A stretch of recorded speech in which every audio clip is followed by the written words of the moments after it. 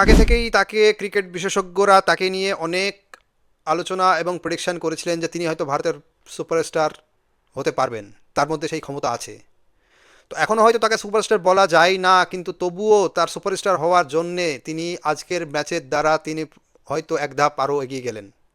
তার খেলার দ্বারা তিনি আজ প্রমাণিত করলেন যে তিনি সুপারস্টার হতে পারেন।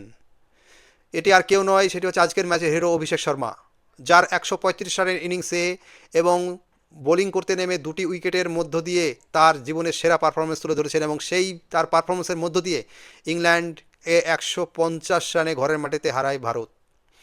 তার এই পারফরমেন্সে 135 রানের মধ্যে ছিল 13টি ছক্কা এবং 7টি চার। অসম্ভব পারফরমেন্স। তো তার এই পারফরমেন্স মধ্য দিয়ে তাকে অনেকেই এখন বলতে শুরু করেছে তিনি হলেন ভারতের দ্বিতীয় যুবরাজ সিং। তো এখন দেখা যাক তিনি আদৌ যুবরাজ সিং হতে পারেন কি না। তোমাদের কি মনে হয়? এই ভিডিওতে কমেন্টে আমাকে জানাও।